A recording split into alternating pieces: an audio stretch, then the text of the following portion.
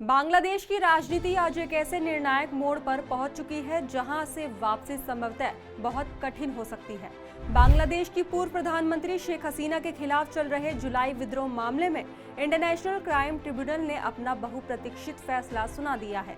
अदालत ने हसीना को जुलाई विद्रोह का दोषी ठहराया है और उन्हें मृत्यु दंड की सजा सुनाई है। इसी के साथ पूर्व गृह मंत्री को भी फांसी की सजा सुनाई गई है। ये वही मामला है जिसमें उन पर आरोप था कि जुलाई 2023 में हुए बड़े छात्र प्रदर्शन और सरकार विरोधी विद्रोह के दौरान निहत्थे नागरिकों पर गोली चलवाने के आदेश उन्होंने ही दिए थे।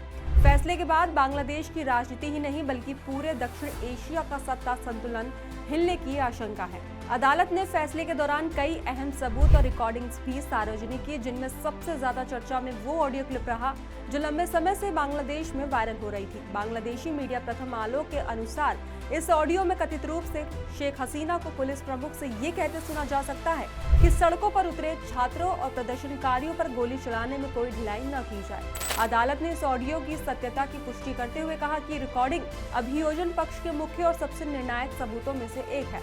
इसके साथ ही अदालत ने मानवाधिकार आयोग की उस विस्तृत रिपोर्ट का भी उल्लेख किया जिसमें कहा गया था कि जुलाई विद्रोह के दौरान मारे गए ज्यादातर लोग निहत्थे थे और हिंसा का पैमाना इतना बड़ा था कि इसे राजनीतिक नरसंहार तक कहा जा सकता है। तो वहीं आईसीटी ने अपने 458 पन्नों के फैसले में विस्तार से बताया कि कैसे जनवरी 2024 के चुनावों के बाद बांग्लादेश में राजनीतिक स्थितियां असामान्य रूप से बदली। फैसले में कहा गया कि शेख हसीना ने चुनाव प्रक्रियाओं को अपने पक्ष में मोड़ते हुए विपक्ष को दबाया, असहमति की आवाजों को समाप्त करने की कोशिश की और विरोध करने वालों पर कठोर कार्रवाई का आदेश दिया। अदालत ने लिखा कि शेख हसीना जनवरी 2024 के बाद से तानाशाही प्रवृत्तियों की ओर तेजी से बढ़ रही थी। फैसले के अनुसार जब छात्रों और नागरिकों ने बेरोजगारी, भ्रष्टाचार और चुनावी अनियमितताओं के खिलाफ बड़े स्तर पर आंदोलन शुरू किया तो सरकार की प्रतिक्रिया अत्यधिक हिंसक और क्रूर थी। अदालत के अनुसार इस हिंसा की अंतिम जिम्मेदारी सीधे तौर पर शेख हसीना पर आती है।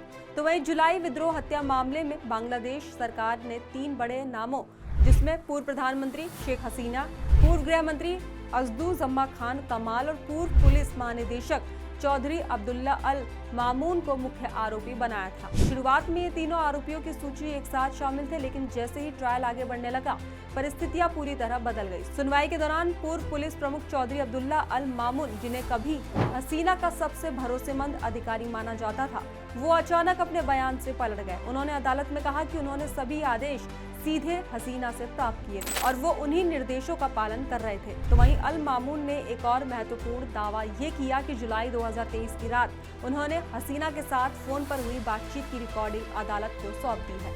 इस बीच वही ऑडियो क्लिप वायरल हुई जिसे आज अदालत ने भी प्रमाणिक मान लिया है।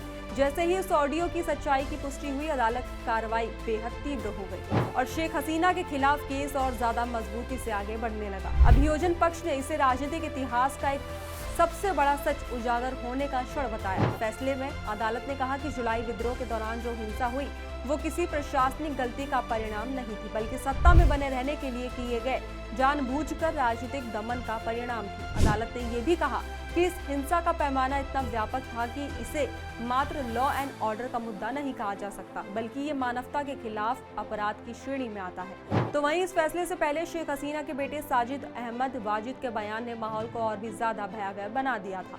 साजिद अहमद वाजिद ने कहा था कि अगर आवामी लीग पर लगा प्रतिबंध फौरन नहीं हटाया गया तो पार्टी के समर्थक फरवरी 2025 में प्रस्तावित राष्ट्रीय चुनावों को रोकने के लिए उग्र आंदोलन करेंगे।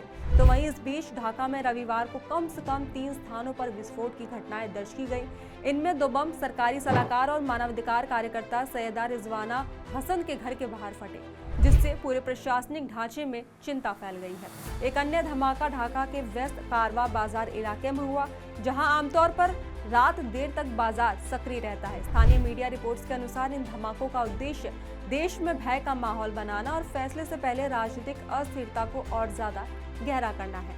तो वहीं संयुक्त राष्ट्र की हालिया रिपोर्ट भी बांग्लादेश की स्थिति को लेकर गंभीर चिंता जताती है। रिपोर्ट के मुताबिक पिछले साल 15 जुलाई से 5 अगस्त 2023 के बीच हुए सरकार विरोधी प्रदर्शनों में करीब 1400 लोगों की मौत हुई थी और हजारों लोग घायल हुए थे। इनमें से ज्यादातर मौतें सुरक्षा बलों की गोलाबारी के कारण हुई थी। इस अवधि को 1971 के बांग्लादेश मुक्ति संग्राम के बाद देश की सबसे भयावह और खतरनाक राजनीतिक हिंसा मानी जा रही है। इन्हीं घटनाओं में शेख हसीना और अन्य नेताओं पर मानवता के खिलाफ अपराधों के आरोप लगाए गए थे, जिसके बाद देश पर अंतर्राष्ट्रीय दबाव भी काफी बढ़ा। अंततः इन्हीं परिस्थितियों में उन्हें सत्ता छोड़नी पड़ी और देश से बाहर जाना पड़ा। तो वहीं अब इस फैसले के बाद शेख हसीना की राजनीतिक भविष्य पर गंभीर प्रश्न चिन्ह लग गया है। फैसले के बाद बांग्लादेश में माहौल और ज्यादा तनावपूर्ण हो सकता है, क्योंकि आवामी लीग के समर्थक पहले ही मौजूदा सरकार और ट्रिब्यूनल पर पक्षपात का आरोप लगा रहे हैं। कई एक्सपर्ट्स का मानना है कि ये फैसला आने के बाद देश में बड़े पैमाने पर विरोध प्रदर्शन, सरकारी दमन और राजनीतिक हिंसा बढ़ने की आशंका है। खैर, इस पूरी खबर पर आपकी क्या राय है, हमें कमेंट बॉक्स में जरूर बताएं। बाकी देश और दुनिया की तमाम खबरों के लिए देखते रहिए दी एज।